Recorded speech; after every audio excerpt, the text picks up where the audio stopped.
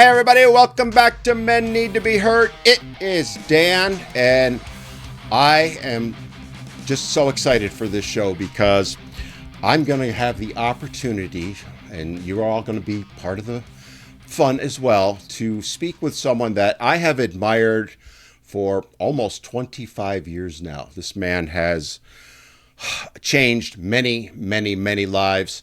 I started following his situation, as I said, about 25 years ago, and it's truly an honor for me to bring him on.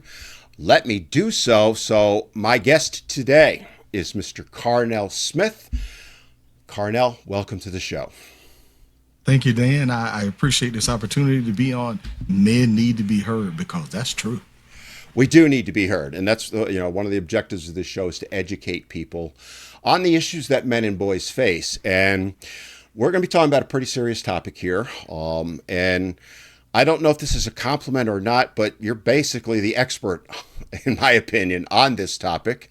The man, if you will. I don't know if that's a good thing or a bad thing. But what we're going to be talking about for the audience to hear is something that occurs a lot more than people realize, which is paternity fraud. So, but before we get into that, Carnell, why don't you tell the audience a little bit about yourself, just whatever in general you'd like to share. Okay. All right. Well, thank you, Dan. Again, I am honored to be on the Men Needs to Be Heard podcast. And I am Carnell Smith. I'm also called the paternity coach. I help women, men, and families address issues and questions about family identity. And invariably, this leads to paternity fraud. And there's only two possibilities when you find yourself down the path of DNA testing. Either he is the father or he is not the father. Mm-hmm. And it happens, shockingly, Dan, it happens to where the national data from the DNA testing lab shows that roughly 3 out of 10 men who get tested, or 1 out of 3, turn out to not be the father. And that includes teen boys. And the reason I'm passionate on this topic is I actually had a client who deleted himself after his high school sweetheart took advantage of him in such a horrific fashion, and then tried to use the divorce laws of the state to pillage and plunder him and just utterly destroy his life. Right after he helped us get the law changed in his state, he deleted himself. And I continue to do this now because there's no help almost for men in terms of the mental, emotional, the financial, and the long-term impact. But yet there's great empathy toward the victim of the child. Mm-hmm. And I concede that the child is a victim of paternity fraud. But the guy on that court order is the only one who faces jail and prison. Mm-hmm. And there's no help for him. And I won't stand for it. So 20 plus years later, I'm speaking up on it because I don't want to see men, husbands, and teen fathers, including some I'm going to talk about with, that have given up and changed the course of their lives based on a lie. When he heard these words, "I'm pregnant and you are the father." And it was a massive lie. You know, again, not to belabor the point too much, but people are somewhat aware of the effects it has on a child. I don't think they truly understand, because I did a video. You're probably not aware of this, but I did a video. There was a judge roughly in January. A judge came out that he was a retired judge, about 70 years old. And I believe, if I remember right, his brother needed a kidney. So they were doing DNA testing and all the other kidney, whatever testing it is. And that's when he found out at 70 years old that his 2 children, who were 40, whatever, were not his. And that, people talked about the judge, and I certainly did, but I did a couple of videos saying, think about those boys right now. They're 40, whatever years old. I don't remember the exact age. And they find out that the man they thought was their father isn't. That is every bit as devastating as you might think. But to your point, the devastation to that man. I mean, here's a judge, and his entire life was a fraud. And it doesn't surprise me that someone, deletes themselves or unalives themselves, but it should never happen, ever. Agreed. And it's a terrible thing. And that's why you're on the show. And I appreciate everything you do because you are raising awareness of this. Carnell, how did you get started on it? Can you share with, I'm familiar with your story, but the audience probably isn't. So, well, sure thing, Dan. I'm going to tell this miserable story. It is something that I don't enjoy it, but it's taken me years to get to the point to where I can tell it without getting angry. Mm-hmm. So a few years back, I had dated a young lady for a couple of years. And after she said some very cutting things to me, I decided that's it. I'm out. And I'm going to go date other people. A few months later, this ex-girlfriend contacts me and she tells me that she's pregnant. Dan, I'm stunned. I'm like, okay, right, good, congratulations. Why are you telling me this? Yeah. And she says, but you're the father. And at that time, Dan, I had no idea that there was even a remote possibility that she would lie. Took me 11 years to find out. Wow. That phone call from an ex was a complete lie.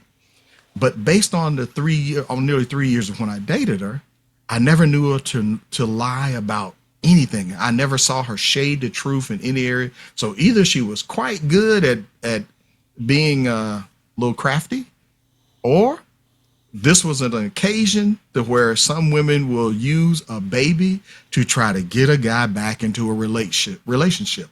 I refer to this as a bait baby technique. Okay.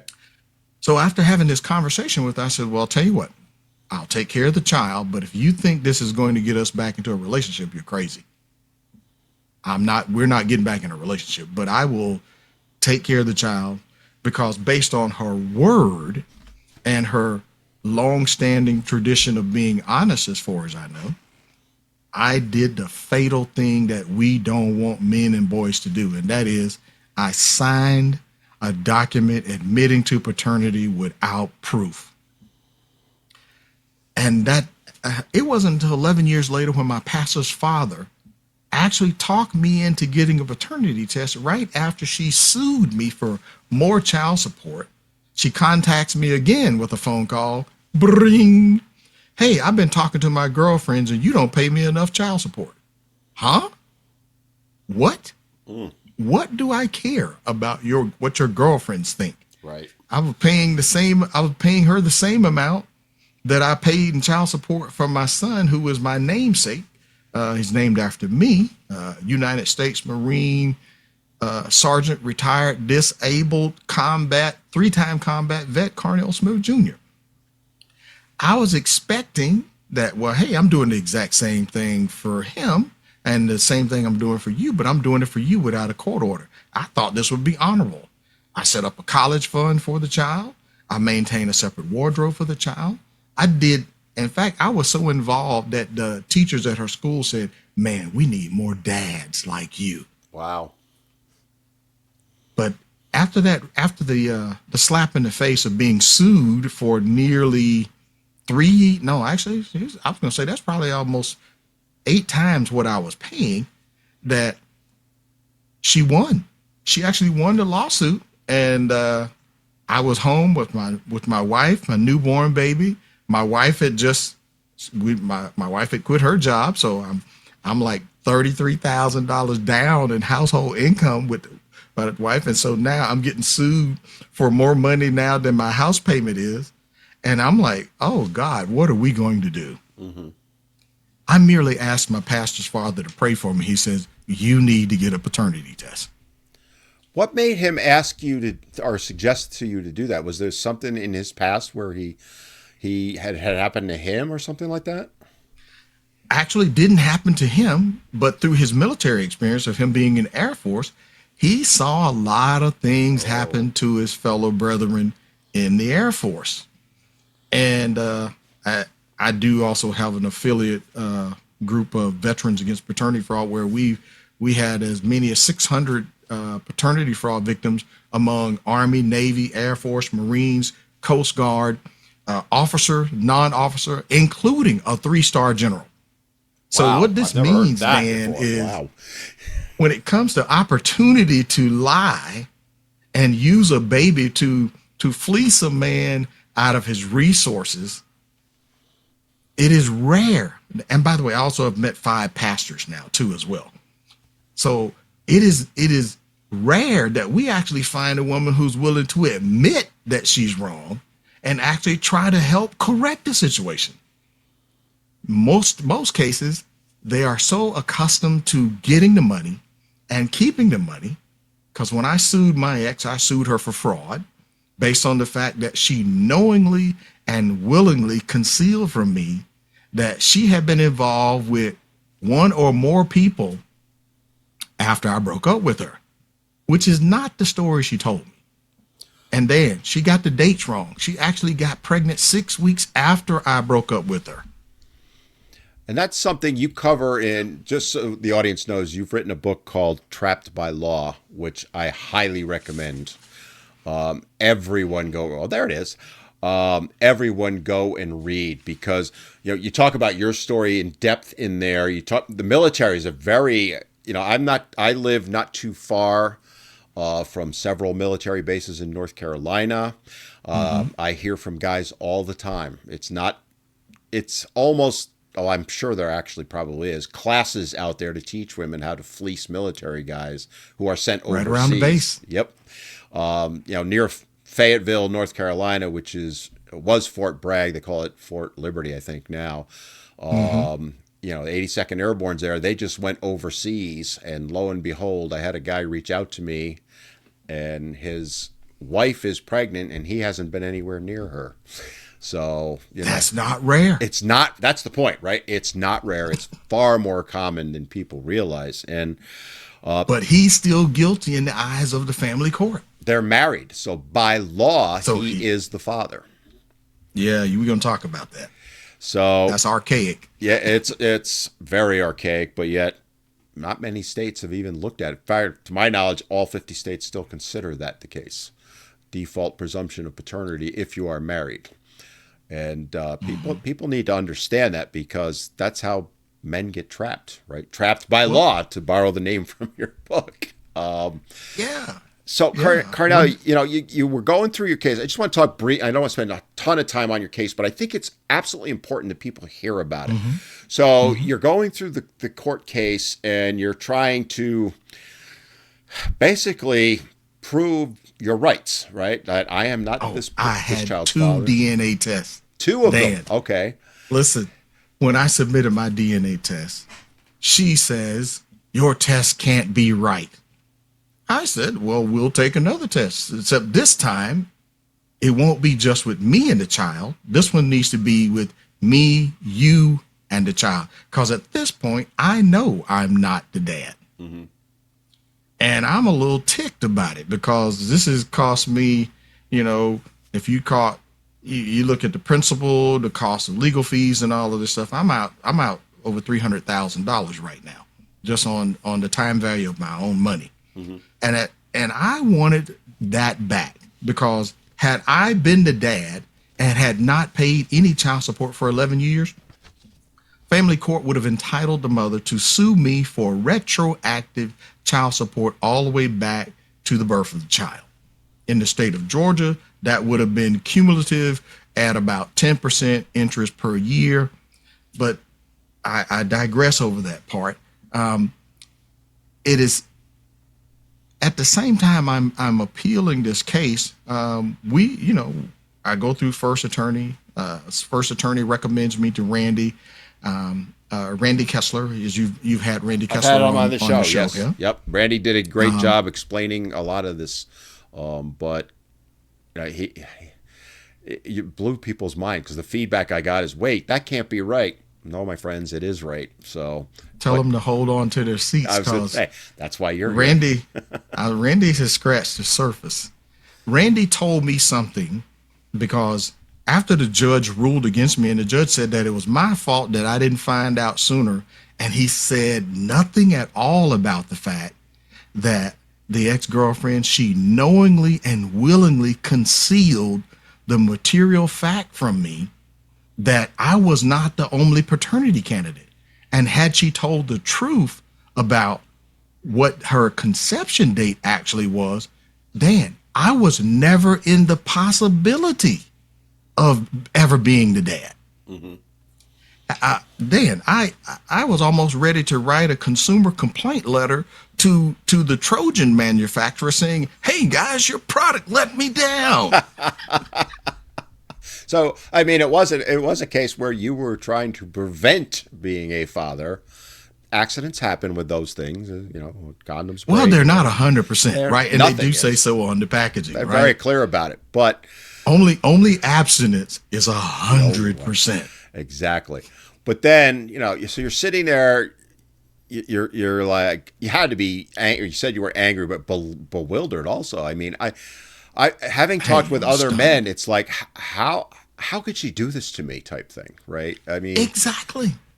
so And I don't listen, my naivete on right and wrong, truth versus lies, and that there should be some retribution, because I knew exactly how the law worked had I been the dad, and that I had been what they were referred to as, they use this negative connotation. They immediately would call a guy a deadbeat dad, even though the guy, Dan, he could literally have not known about the kid for 11 years because the mother simply didn't tell him. mm-hmm.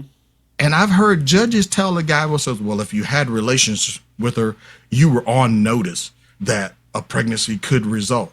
That's not the same thing as she's actually pregnant and she contacts the paternity candidates with an affidavit letting them know that you are one of two, you are one of 12, or like we know with the case that I know, the greatest number of men tested, about 23 guys. No. And by the way, that woman still did not identify the right Wait guy. a minute. 23 guys were possible? 23. And then that kind of conduct is generally believed and attributed to men because they're like, well, the fellas, that dude's a stud. He's out there sowing his wild oats. Now, but the contrary is also true. There are women who have a very active sex life. And I'm like, I don't begrudge them of that. But here's where I hold their feet to the fire, Dan. In this age of equality, and I would think I would be a true feminist here, Dan. Watch this. Brace yourself. I'm braced. I would advocate for true equality as long as it includes equal accountability and equal responsibility. And on that, we Because completely agree on that, my friend. And I talk about it all the time, right? yeah, but our opponents don't agree. Oh, no, they do not. Not by any stretch of the imagination. We're actually the ones fighting for equality, I argue. Which means Dan and Carnell are the true feminists. Yes. I mean, I again, I don't want to get too far into the weeds on this, but I've said many times on this show and other places, I fully supported feminism back in the 70s. In its originally introduced concept. And I believe there are still some things that they need to fight for. But we need to understand that equality means equality for all. Not equality. Not a few. And especially in a case like this. But, yes. I'll let you continue on because this is a fascinating story. Well, here's the thing, Dan, that where I found just a complete befuddlement, just completely blew my mind, and it exposed my naivete on believing how I thought law worked and how family court's a different animal. Mm-hmm. In family court, unless there is statutory law that limits the judge's discretion, a judge in many states can completely ignore the existence of that DNA test that proves you've been framed for a pregnancy that you didn't commit. You got 1, 2 DNA tests to prove you didn't do it.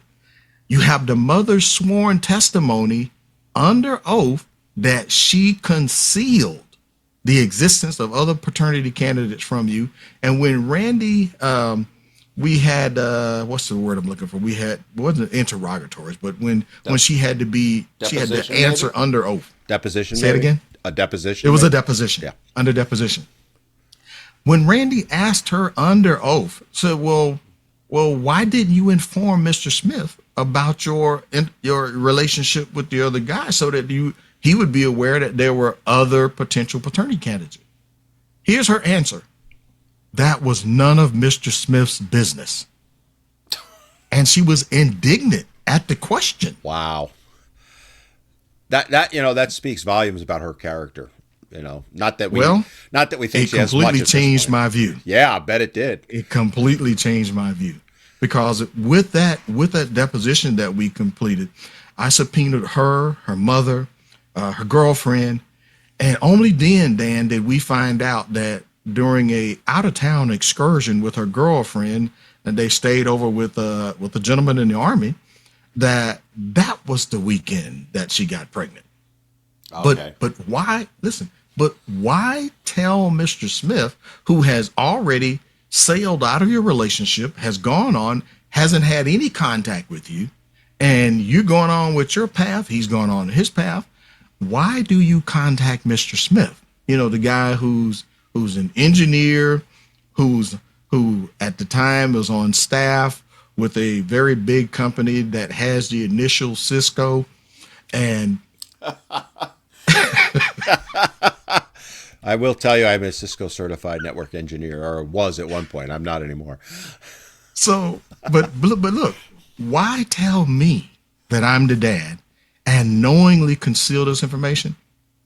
Dan, I can't help but conclude that this was a form of manipulation and coercive control to get me back into her life. And it's been done before. It's a very common thing. Yeah. Very common. It's been done by married, single, young, old, and amazingly, this doesn't get as much publicity as I feel that it should.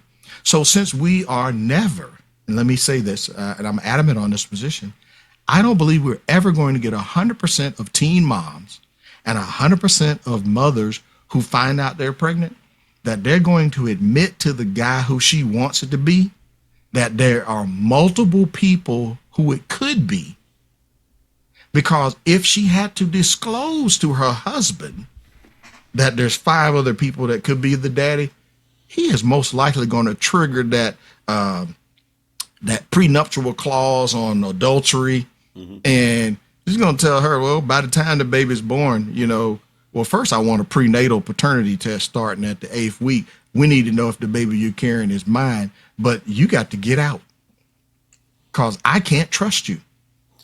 Yeah, that's what I've heard. A lot of people, that's a deal breaker. Right. I've heard from a lot of people that, that's one of the reasons that women do that is they don't want to feel the shame of having to admit there are more than one partners, but 2, that they're worried about their financial stability. And it's also, by the way, another tactic I know that I'm aware of, that they'll go pocket shopping, or wallet shopping, if there's different terms for it, but they'll look for the guy that's making the most money. That's the one they're going to name as dad, right? So and I feel like that's how I got selected. I was wondering. I was going to ask you. I was trying to think of a polite way to ask it, but politeness is not required. Let's just go ahead and table that. Yeah. Let's just go ahead and toss that out the way, because we're talking about a topic that could very well change a teen boy's course of his life. Mm-hmm. It'll change the direction for an athlete, for a duly minded good guy, the responsible guy, the guy that will make sure that she's taken care of. And that guy, sad to say, will take her word, and based on her honesty or perceived honesty, he'll make life-altering decisions. And I refer to this as is tantamount to making a confession that someone has told you did something, and you accept that as true with no evidence. Mm-hmm. It is not recommended by the paternity coach under no circumstances. We believe here in trust but verify. Yes, you may be pregnant. Yes, you may have a baby. Can I say it's mine? Not without a test. And that's, I'm a strong advocate for mandatory testing, as I know you are. I'm kind of chuckling because you sound just like me right now, or I sound like you. I don't know which way it's going, because you've heard the stories, I've heard the stories, and I want to just quickly interject here. We're talking about the victim as the man, but there's actually three victims in this case. There is the man that's been falsely named. Potentially four. Potentially four. There's the child, and there's the man who's been deprived the opportunity to be a father. Nobody ever wants to talk about that guy either, he actually gets blamed for trying to get in the picture later. Yeah. I mean, there are exceptions. There's guys that knowingly want that to happen, but it's... Well, go ahead. Well, let's expand on that. Okay. So, obviously, the one victim that gets the most pull on the heartstrings and the greatest amount of empathy is the child. Mm-hmm. The victim who gets the least amount of sympathy is the guy whose name is on a voluntary paternity acknowledgement or on a court order. And listen to this statement, man. Many people will say, well, he shouldn't have signed the document. He should have requested a test. But yet, the opponents, when I say, well, let's just do mandatory testing. We've already proven we can't rely on 100% of moms to tell the truth. And they don't want to do mandatory DNA tests either. No, they do not. So the actual biological father can also be a victim, because often he is never told that he has a kid until subsequent DNA testing reveals another guy is not the dad. And even if, listen to this, even if the biological father and the mother get married and they try to get the first guy off the hook, depending on what state and whether there are any paternity disestablishment laws, aka paternity fraud statutes, they can't get it changed. So some of my guys I've met over the years have had to pay child support while the kid was living with the biological mother and the biological father. You want to talk about the ultimate rub and kicking the balls? Yeah, I mean, I'm aware of cases where even, when it was all found out, the biological parents are like, yeah, let the guy off the hook. And the judge is like, nope, not going to do it. And they said no. Nope, not going to. Because state law doesn't require them. Best interest of the child, or, you just nailed it, the law doesn't allow it. And, I remember talking to some legislators in New York about that specific thing back when your case was going on.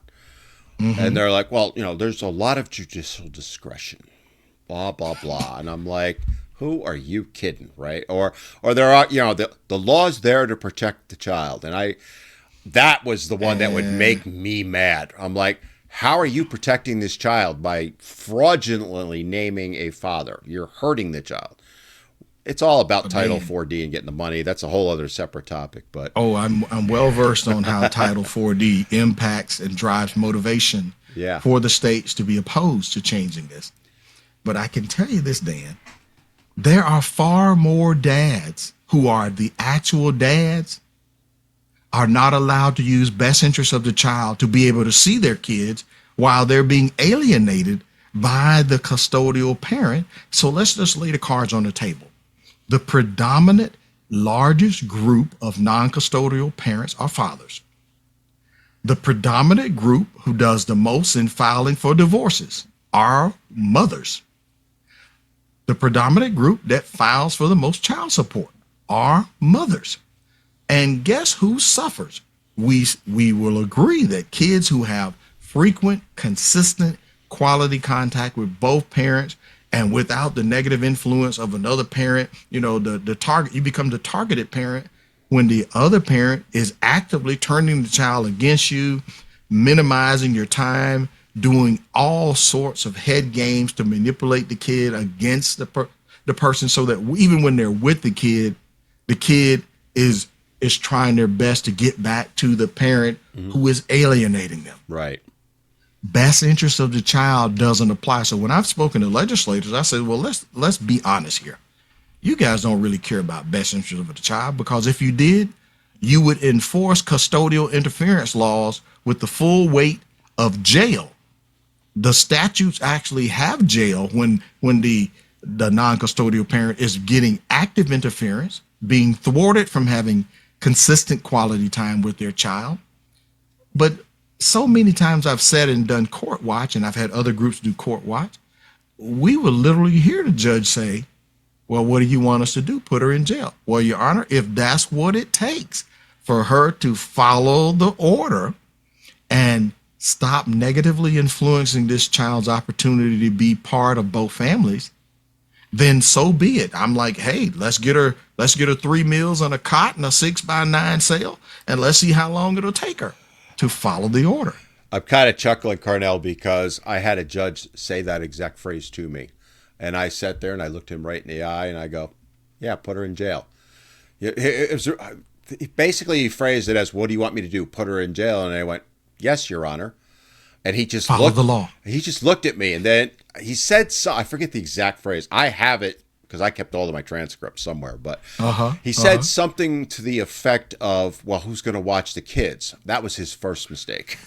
The non-custodial parent will gladly take the kids. So he won't even ask for child support. He'll be so glad to get his kid. What I really backed him in the corner is I said, well, Your Honor, let's think it through.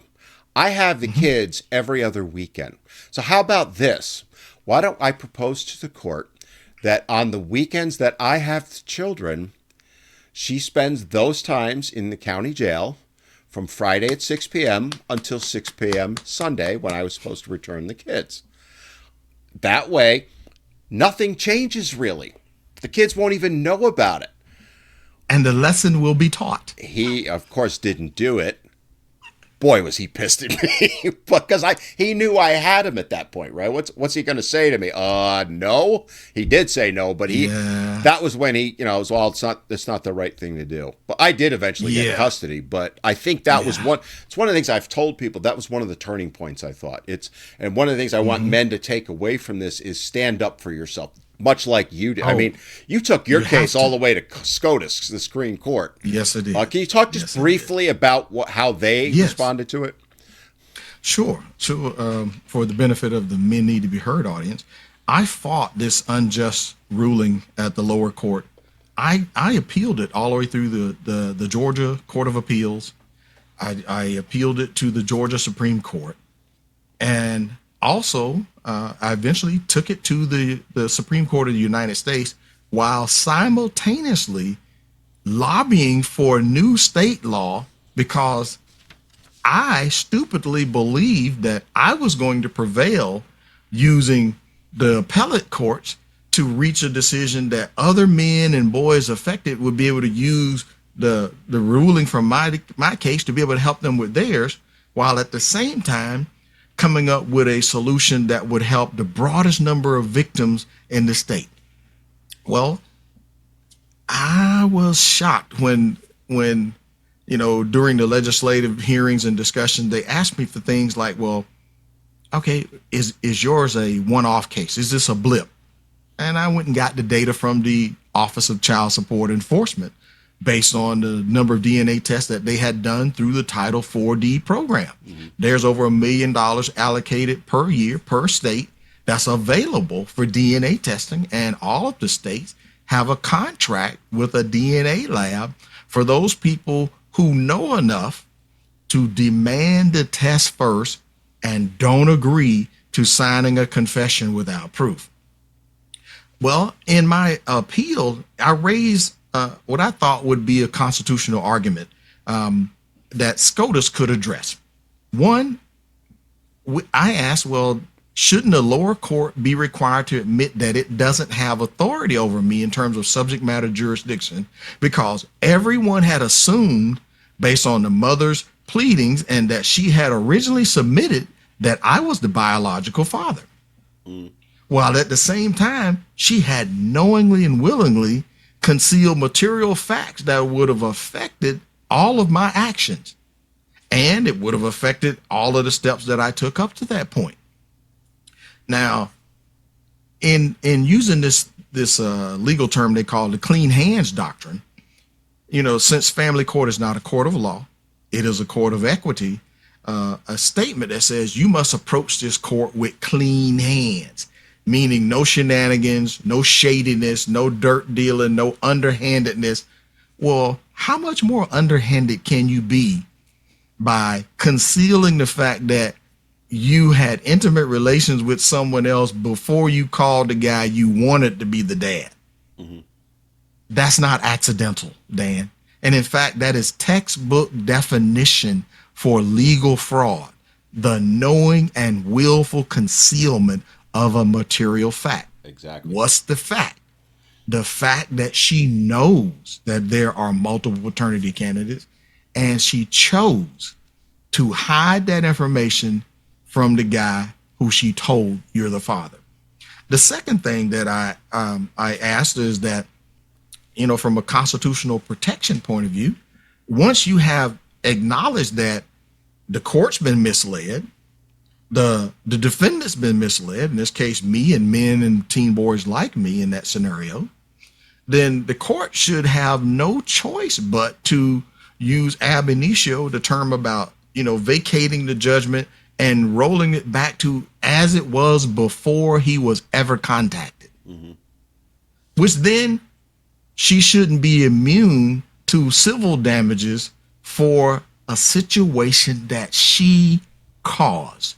And from my perspective, Dan, it doesn't matter whether the child's mother accidentally lied because she's doing parallel dating, she's dating multiple people at the same time, and she's only telling the person or persons who she wants to be, or she's a serial dater, meaning a person who has a relationship, ends that relationship, immediately gets into another relationship and gets physical, and there's a overlap window. If you can see my hand here, this is, I refer to as the window of opportunity. And because us as men and teen boys are not taught the ABCs of paternity, like I developed this formula out of my book, this leaves us vulnerable to where if we take anyone's verbal claim that the child is ours, or we take the low standard of believing, well, the child looks like me. Dude, we can't use that low standard because a lot of women have an archetype of guys that she likes. So Dan, if she dates 5 guys that look like you, guess who the baby looks like? Exactly. All 5 guys. Hence, low standard. Okay.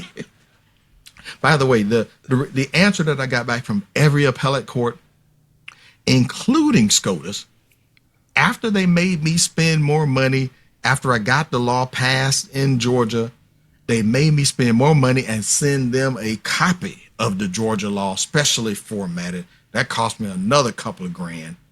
And then they send me back one letter with one line. Petition for certiorari denied. Denied, yeah. Hey fans, I just wanted to take a quick break from the show to remind you just how much we here at Men Need to Be Heard truly appreciate and value your support. And we'd like to ask you to do us a little favor. Could you take a moment and give us that like and share this video with your friends? And hey, don't forget to give us a comment and let us know how we're doing. Your feedback means the world to us, and it helps us to continue bringing great guests and even more content each and every week. And don't forget to subscribe to the channel so you never miss an episode. It's the best way to stay up to date with all of our latest discussions, interviews, and deep dives, as well as it helps the channel to grow so that we can continue to raise even more awareness on the issues men and boys face in today's modern society. So hit that subscribe button and become part of the Men Need to Be Heard community. All right, that's it for now. Back to the show. And I remember when that happened, I was hosting a show called The Family Forum with, I had a co-host. It was a small little station thing that we did. And we had an attorney on. I remember his first name was Ronaldo. I can't remember his last name. Sorry, Ronaldo, if you're watching. But we had him in to talk about that case. And one of the things he said is you had a legitimate case and SCOTUS should have looked at it because exactly this is not limited to a specific state. It is a federal level. And he went in, and I forget, it's 20 years ago. I forget everything he was saying, but he said the one court that should have stepped in on this is federal level and SCOTUS. And they, to use a phrase, and it's probably the one he used or close to it, was they kicked the ball down the hill, right? They didn't want to deal with it, and they looked for any reason they could find to punt it. That's what he said. He said they punted it. That's what it was. But guess what else I did, though, Dan? Go ahead. I included the data to indicate that it was not a Carnell Smith issue. This was a national issue because I provided them with the means to look at the annual report from the American Association of Blood Banks, which is the accrediting body for all of the DNA labs. There's about 44 of them in the United States that do all of the legal parentage testing.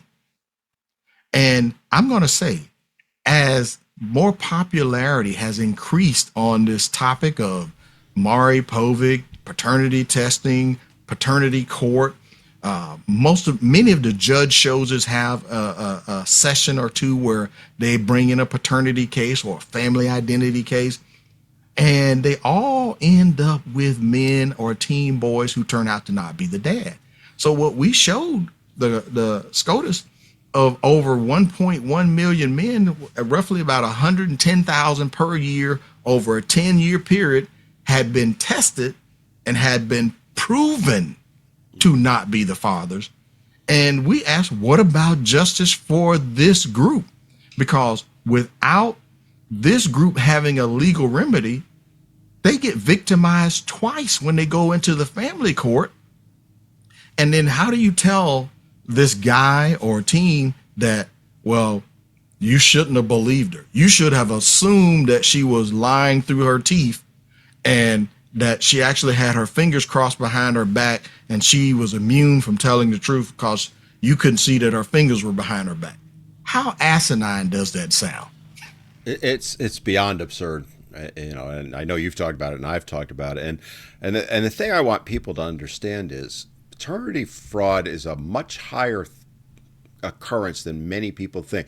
We talk about like the 30%, a third. I had actually had one of my followers reached out to me after I had done the videos back, like I said, in January. He said, I tracked, I think it was Maury Povich, right? Is that the one where you're not the daddy? Is that the one? That's him. He tracked him and he's like 90% of the cases come back as you're not the father. Now, I replied to him going, understand they are trying to get ratings, and the best way to do that is to prove the mother's lying, right? But set that aside. I am familiar with a study that was being done, I don't think it's been completed yet, where they took the cases out of the fathers that had requested testing directly because they knew that was skewing the number high. But taking all of that out, taking the quote-unquote Maury Povich show ones out, it still put the number somewhere around 4%, and they thought that was low. I put the number somewhere between 5 and 10%. I think that's reasonable. I've seen studies. That's more accurate. Yeah, I think studies have shown recently, 2022, if I remember, there was a study that put it at 11%, and there was another one last year at 12%. And that's of the total general population. General population. That's a big number. So you think about... Yes, if you consider there's over 100 million men and teen boys. Well, there's one and apply 10%. Yeah, 1.5 million births. 1.5 million births a year in the U.S. If 10% of that's 150,000 children, fathers, potential fathers that are being defrauded. But we're not going to consider that a problem? Come on. Well, guess what? I've been talking to men. I've been talking to, by the way, the largest group that contacts me trying to help a guy with this problem of paternity fraud is not the guys initially. I know what you're going to say, yeah. The largest group who contacts me trying to help someone in this scenario is a woman. Yep. And that woman is the mother of the teen boy who's being defrauded. And she herself is being defrauded because as the boy is a minor, any financial duties and responsibilities that get assigned to her teen son hit her pocket. Exactly. But let me tell you who else is affected. A woman like my wife, because the children in the marriage, and by the way, I did a DNA test with my wife, with the child from our marriage.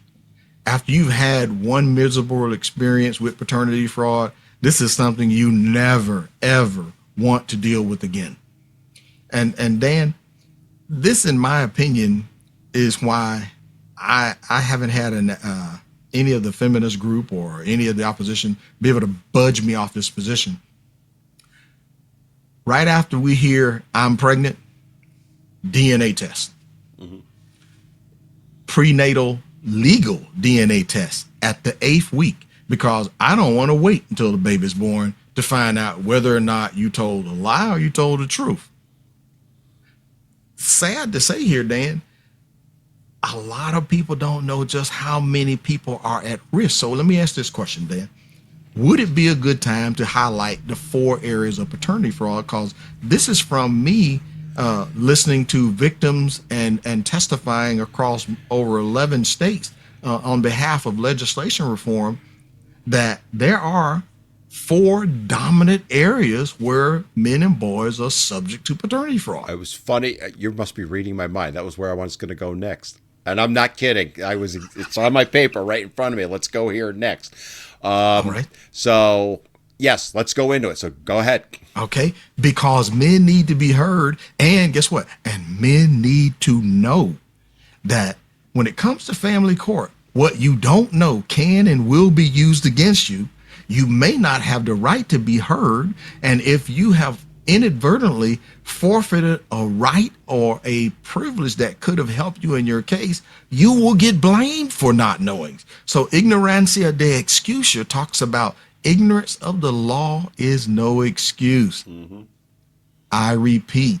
So 4 areas. So number 1, sign confession, meaning you sign a document admitting that you're the father without proof. And it goes by a couple of touchy-feely names. The Paternity Opportunity Program, the Poppy Program, the You Want Your Child to Have a Father Program.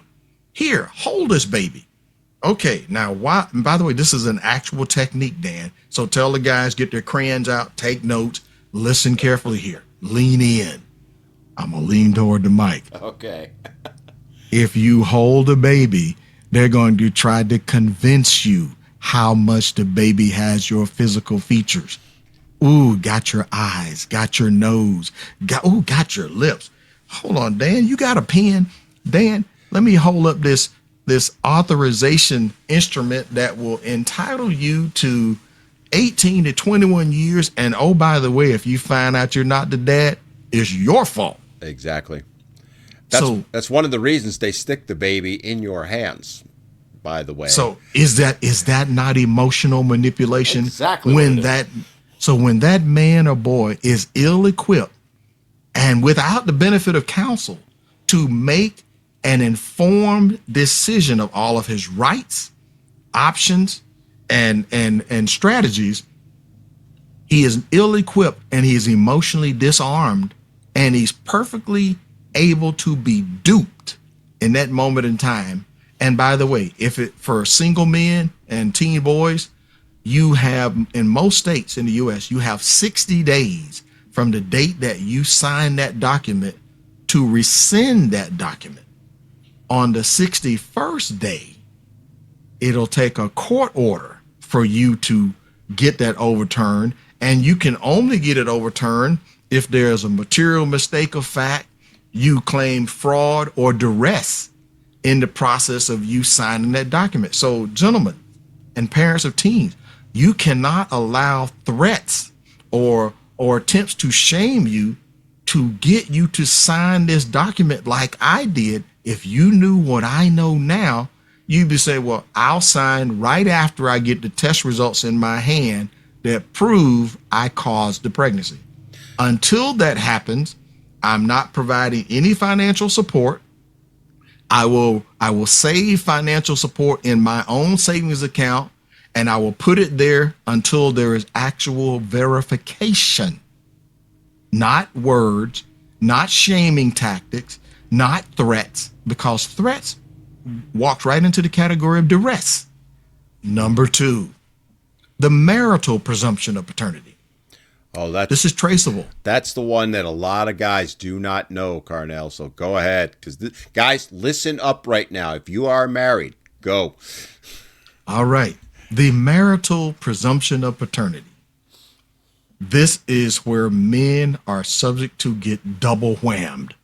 The marital presumption says that any children she has while she is married to you are automatically deemed legally as yours. Yep. And this includes when you are in military and you are deployed out of country, training in country, you had no access to her by virtue of the fact that she's on that marriage license. And until you are divorced, those guys who mistakenly believe that while you guys are separated, either legally separated or just physically separated because you don't want to deal with her or she doesn't want to deal with you, she has a baby while she's out in those streets.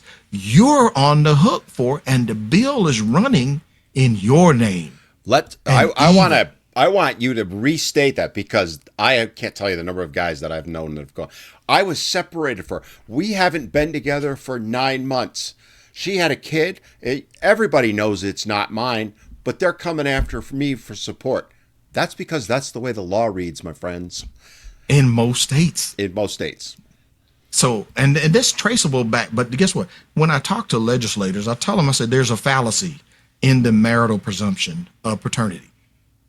It is traceable back to Old English common law, where back in the, 15, 1600s, et cetera, that there was really only a couple of ways a man could get out of paternity.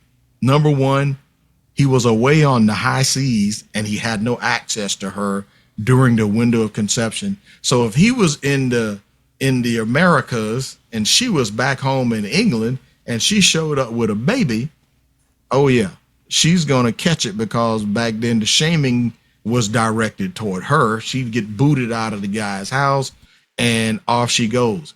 But the woman and the kid were chattel, which means they were property back then. They belonged to him, and there was no way she could have leveraged another man's baby, a paramour or boyfriend's baby or side dude. She wouldn't be able to use another guy's baby to trick and deceive her husband out of money. Because think about it. Look at the lineage of royalty. If the queen was out running the streets, entertaining a bunch of other people and polluted the royal bloodline, and it was found out, she would have had the consequences and not the king. Right. So when I pointed these things out before the legislators, I said, if you really want to roll the clock back and you want to put us under the Lord Mansfield doctrine, we'll take the whole dose. Well, guess what?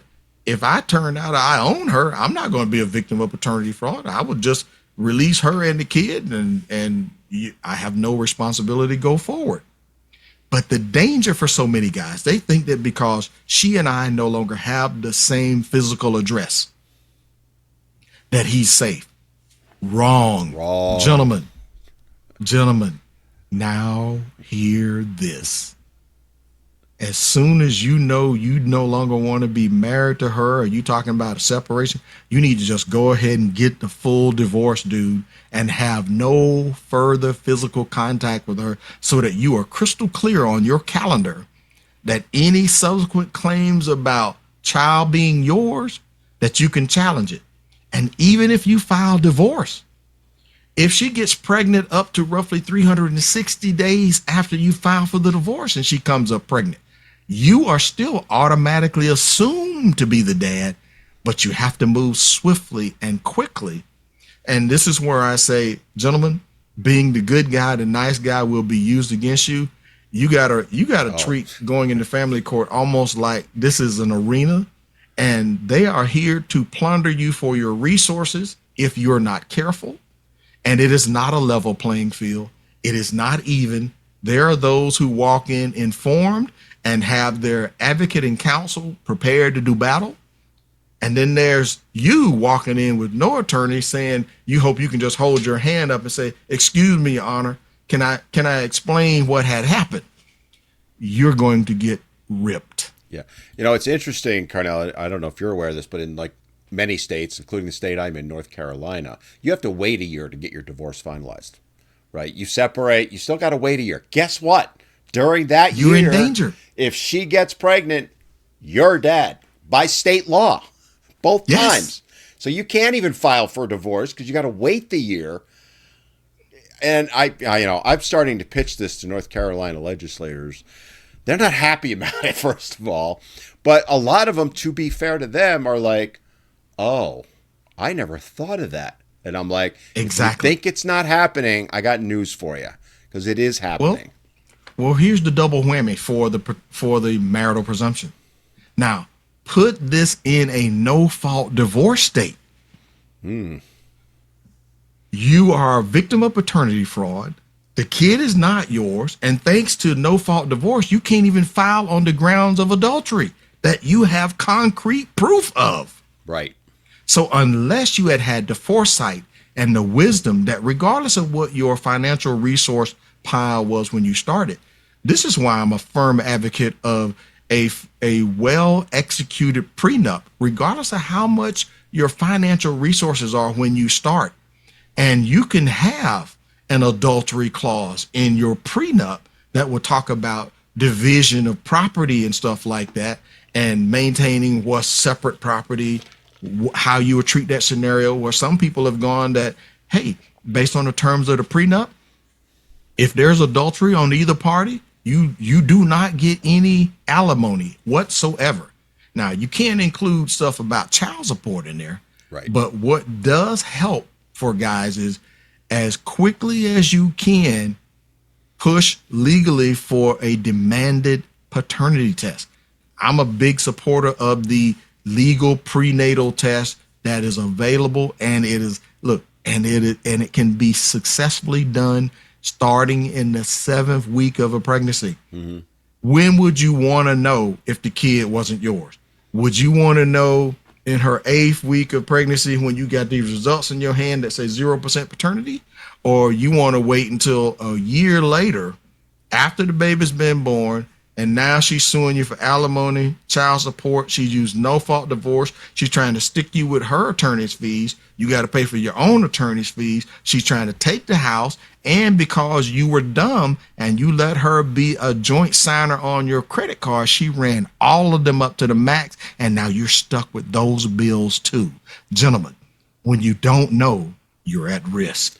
And just a quick note on why you want to find out as soon as possible, and I'll just throw this out there real quick. 4 months ago, Vivek Ramaswamy, who was running for president, came out with a proposal to state that men should be paying from day one of pregnancy, meaning that you could be stuck paying for that was Marco Rubio. It was also that Rubio, was Marco. Yeah. But Vivek actually did it on a podcast. I've invited him to come on. Vivek probably endorsed it, but Marco actually introduced it. But Vivek will not come on my show. I've tried. I've been trying for 4 months because I want to say to him exactly the scenario you painted, right? Why don't, and you did mention testing and all that, because you are then on the hook. And guess what? If the baby's born, and I know of instances, I'm sure you have, where a white couple and the baby is not white. A different race. Yeah. Pretty obvious then, but guess what? You ain't getting your money back that you just paid if that ever went through, right? So it is critical to get it done as soon as possible. Carnell, I want to watch our time, and I know you've got a couple more things to go, so go ahead. Well, number 3, incorrect default judgment. You're like, man, that doesn't even sound like it goes together. So let me say it slowly. Incorrect default judgment. You can be sued, including Dan and including Carnell right now and the members of your audience. You can be sued for child support and paternity by a woman you don't know, that you never touched, because the lawsuit is generally presumed you're guilty because she said you're the father of her child. Family court is not the same as criminal court. There is no presumption of innocence. If she files a document saying you did it, guess what? You will be treated as if you did it. And if for some reason you don't show up at that first court hearing, and let me give you a good reason why you won't know about the hearing. The child's mother, she puts the address for service of process. She puts her address down and claims that you live with her. So the sheriff will serve the notice for the plaintiff, and she obviously will get her copy, right? Because she's the filing party. But the defendant, the papers will get to her house and you won't know about it and you won't show up at that hearing. Now, your constitutional rights to due process will be violated. Yep. But too many guys don't fight it, and they make the mistake of not getting either prepared as a fully effective pro se representative where you are equipped to represent yourself, or getting counsel. If you are not emotionally grounded to where you can spend the time and the research to be prepared to represent yourself, this is where having someone like a Randy Kessler or a law firm that is a strong advocate for men and fathers, and this is where you use your money to get solid help. But if you don't make that hearing, the judge or hearing officer can make you the father of a kid legally for child support purposes by the stroke of a pen, just because you didn't make that hearing that you didn't know about. The second thing is, some people don't make the hearing because he's like, wait a minute, I never touched that woman. I know her. Yes, I saw her with the baby, but she chose you because she knew your full legal name. Yep. Now, she didn't even know Chad or Pookie's real name. So, and by the way, he's like hanging out on the corner. You actually have a W-2 income. So guess who's going to be the baby's daddy unless you know A, to fight it, and B, how to fight it, and what your steps are. You're going to lose by incorrect default judgment. And number 4, mistaken identity. Dan, I came across a kid who got ordered to pay child support. So the kid's about 12. The kid ordered to pay child support for a 17-year-old. And the child support enforcement officer said, there's no problem here. We got the right guy. Now, Dan, a minor kid that's under 14 can't possibly be the father of a kid that's 17. Yeah. And we don't need the DNA test to figure it out. But guess what? The kid had the same name. So you can be falsely implicated in a paternity and child support lawsuit based on your name. Yeah, and if you I remember, don't aggressively defend yourself, you're in trouble. I remember, Carnell, when I was reading your book, and it's been a couple years, but that was the one that I remember more than anything out of the book, was when you shared that one. I had never heard that one before. And I was reading it on a Kindle. I had to set my Kindle down and go, you got to be kidding me. Wait, 12-year-old kid for a 17-year-old child. And I'm like, and the kid got ordered to pay for child support. And the kid's mom says she went down there and says, you guys are idiots. There's no way my kid could be the dad. Look at him. He wasn't even alive. He wasn't even on the planet. They hadn't even thought about having him at that point. But the kid had the same name as the guy on the child support order. And sometimes when people are evading child support service and they're moving away and they're changing job to job, the child support enforcement office, they'll employ what we call skip tracers and investigators, and they use a data match program. And they were literally, I just had a client who got falsely implicated in the state of Illinois because his first name and his last name was the same name as the guy who this woman cheated on her husband with. The problem is, during the window of conception, when this woman conceived, my client, Dan, was in high school. Jesus. In another state. So unless we're going to charge this woman for statutory rape for coming to this guy's high school, and based on the number of women that we see in the news having improper relations with teen boys, hello. But Dan, these are very easily and very simple to correct issues, but because when a woman or teen girl files a child support and established paternity lawsuit against the guy, he is presumed guilty, and she does not have to submit any proof that you are the father with her filing. So you better hope you become aware of the lawsuit, and eventually 100% of the people will become aware of the lawsuit with this thing that I like to call an income deduction order.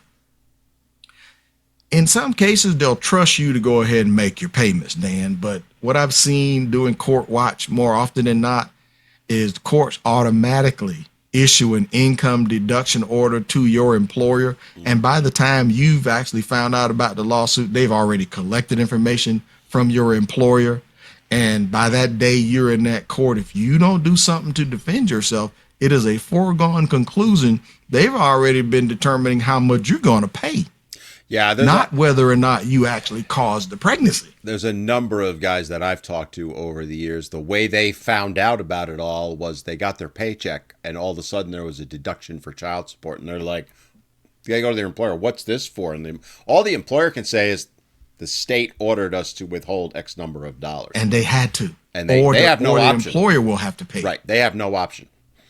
Yes. Well, they do. They do. Their option is either they'll pay the money themselves out of the corporate funds, or they'll withhold it out of your pay. And they're never going to pay it out of theirs.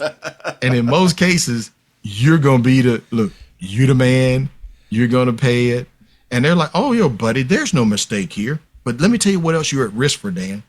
You are subject to loss of your driver's license, your business license, seizure of your checking, your savings, your cash management accounts.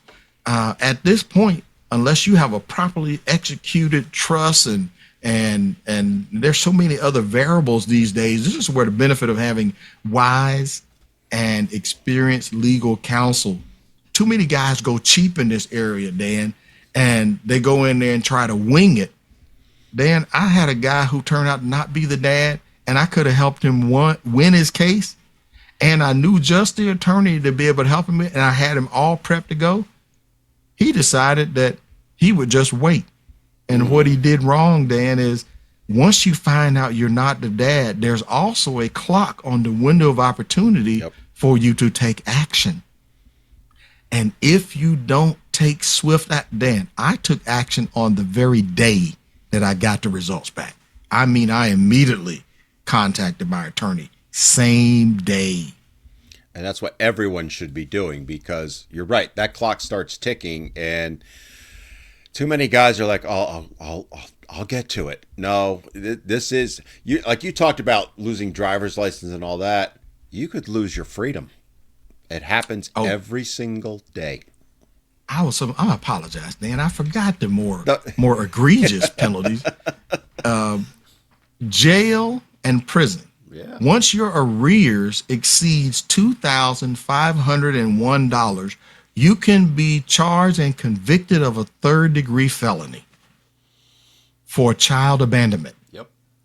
And lose your passport. So you can't get out of the country, you can't drive to work, and all of your assets have been seized, because there is, once they issue an order to seize your finances, is take money first, and then it's incumbent upon you to fight to get it back.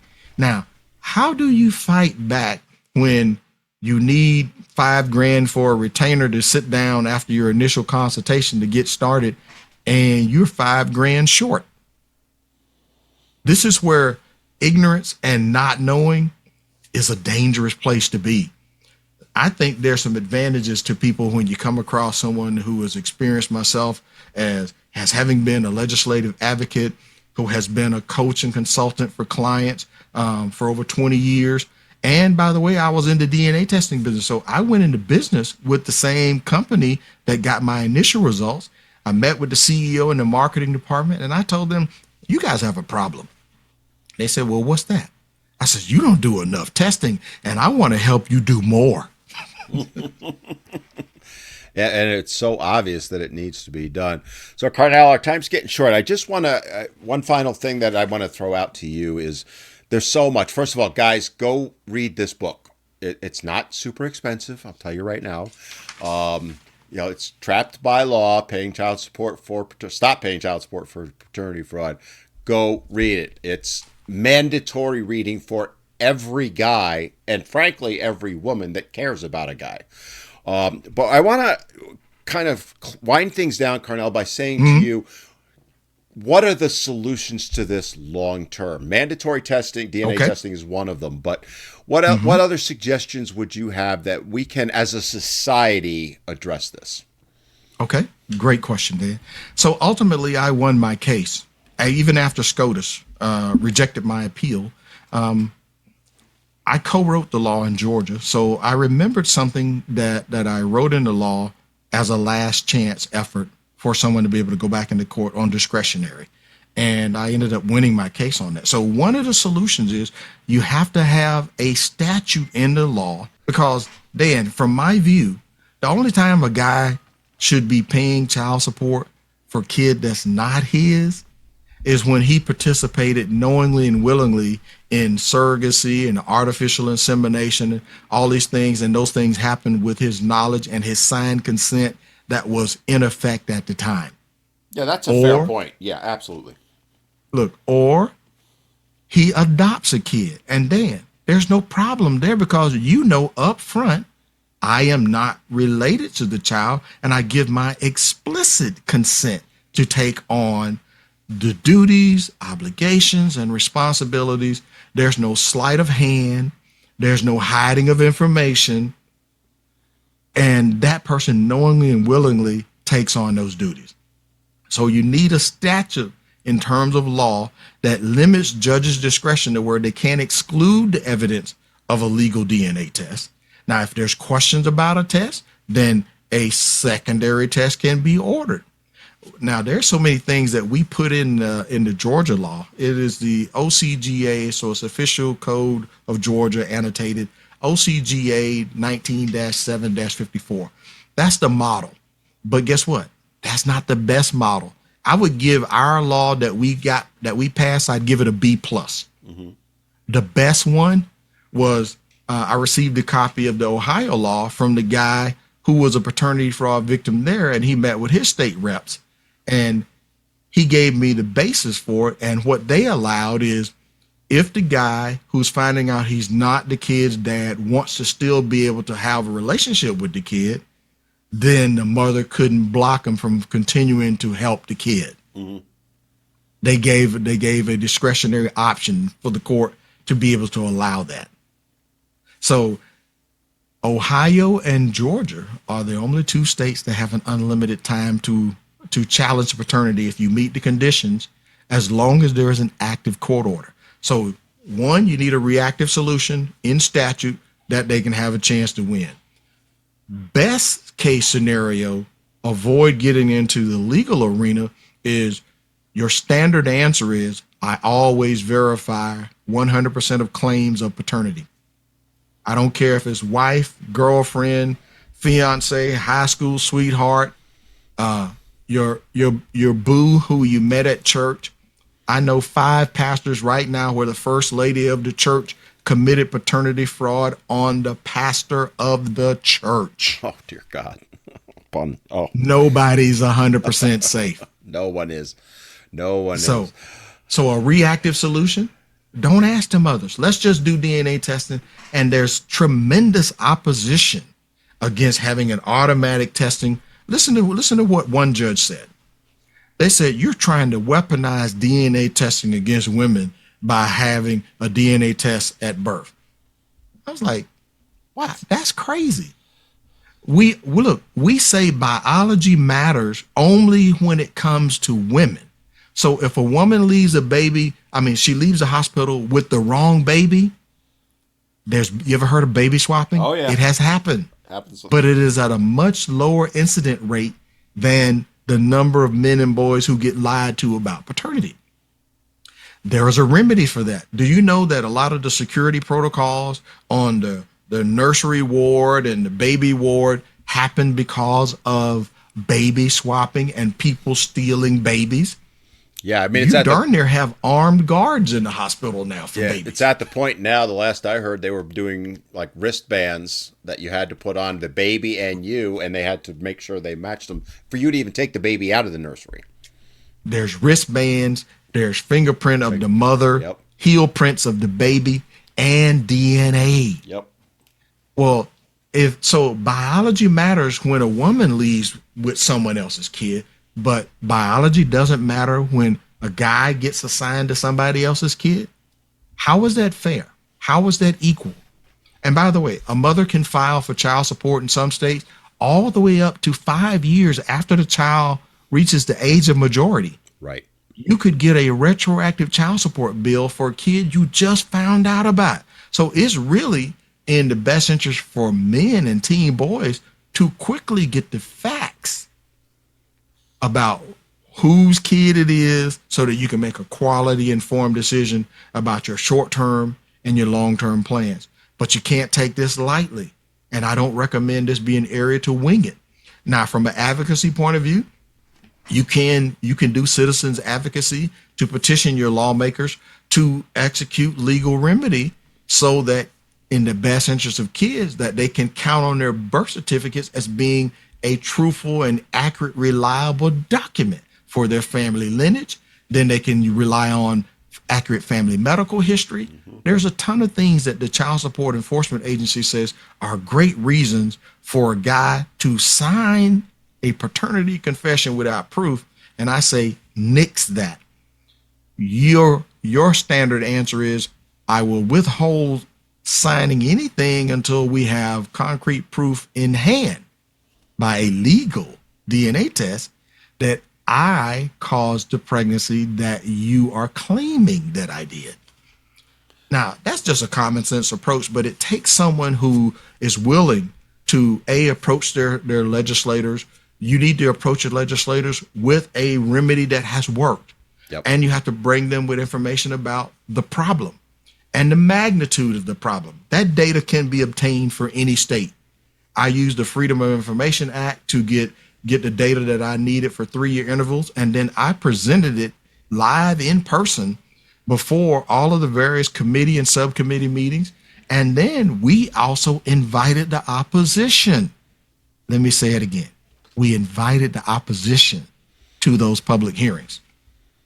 See, unlike our opponents, I don't do backdoor deals. I don't do shadiness and sleight of hand. We want the truth and the light of day to expose why do people want to keep paternity fraud intact, where I'm saying, isn't truth important? Shouldn't truth matter? Drizzle, drizzle. The final thought I want to add to that is, the biggest argument that legislators, judges, attorneys, all of them make is it's in the best interest of the children. Well, ultimately, what is the most important thing that would be in the best interest of the children? To know who their mother and father actually are. And things like mandatory DNA testing takes away many of the arguments, because one of the arguments, well, we don't want to shame mothers. Well, if it's mandatory for everybody, there's nothing to be ashamed about. If every kid's getting tested, you don't have to worry about that anymore. Correct. But ultimately, if you're going to lobby, and I have, and I know Carnell has extensively, when you go in there, you've got to present facts. You mentioned that, and share stories, real stories, and say, look, I'm here on my behalf or so-and-so's behalf, but I'm also here on behalf of the children who were defrauded, because that's the way you're going to tug the heartstrings with them. They don't care about the guys. But when you go to them and say, you know what, like I'm using that judge that got defrauded, but I'm not talking about the judge, I'm talking about the two boys. Can you imagine so-and-so legislator at 41 years old, after you've thought this man was your father your whole life, and now he's not? Imagine how that must feel. They don't like that one, but it does. Legislatively, you've got to hit them between the eyes, and it's one of the ways to do it. Carnell, our time, unfortunately, is running short. I'm so sorry that one thing we haven't said, and I got to get you to say it. You have the best phrase ever on paternity fraud. You know what I'm going to say. Hit me with it. If the genes don't fit, you must acquit. I love that phrase. I love that phrase. It makes me smile and laugh, but it's also so true, right? So, absolutely, Dan. There's so much that could have been said, but you know what?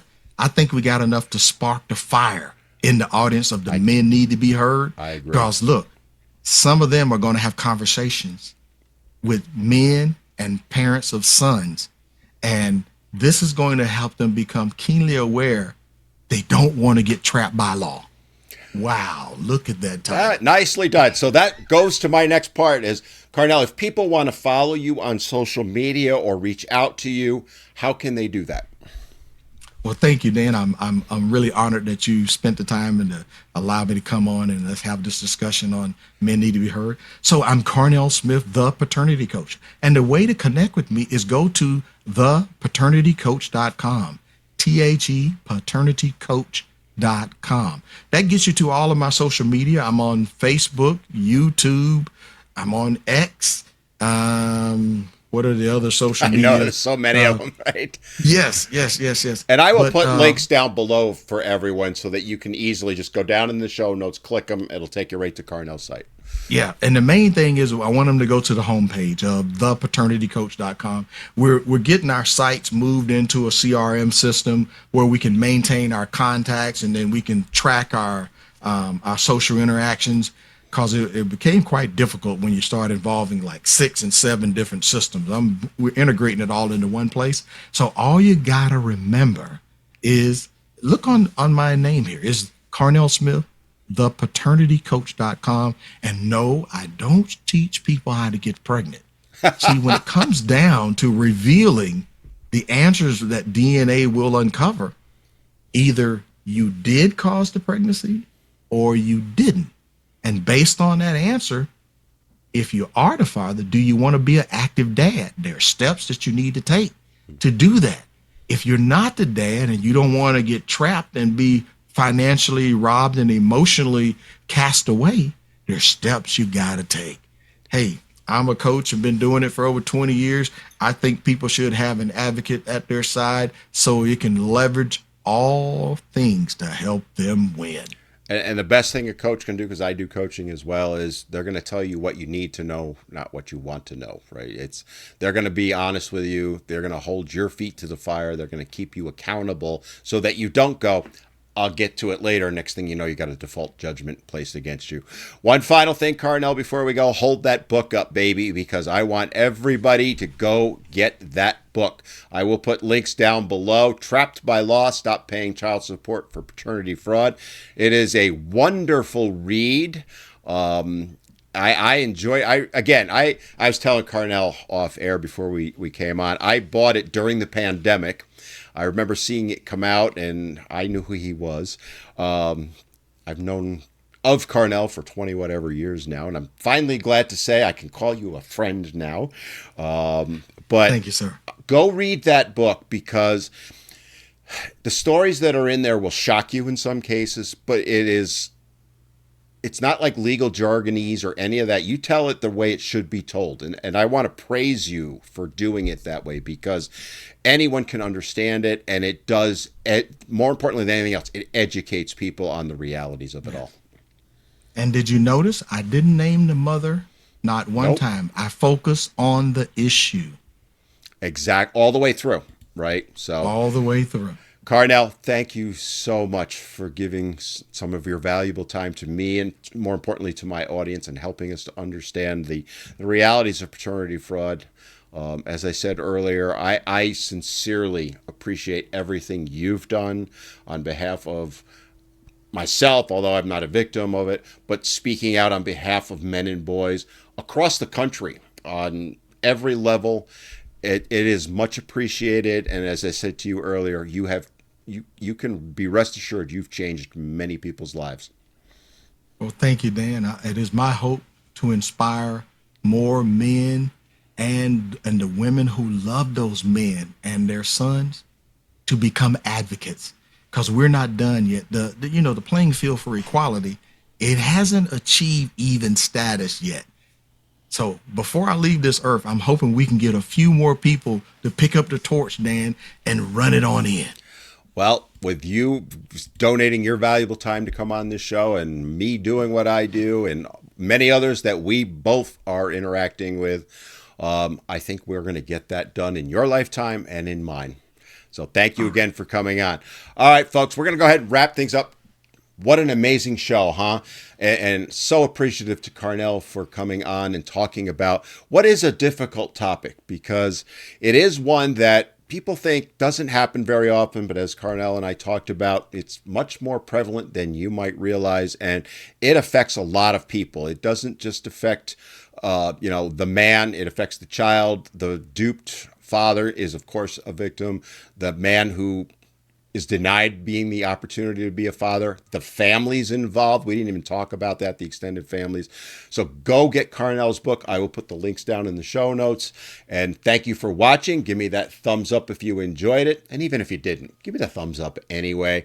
And don't forget to subscribe to the channel. New shows go out every Sunday at 11 a.m. Eastern. And don't forget, I'm also live on TikTok, YouTube, Instagram, and X, although I'll always call it Twitter, with my co-host Lindsay on Boy Meets Squirrel on Wednesdays from 4 to 5:30.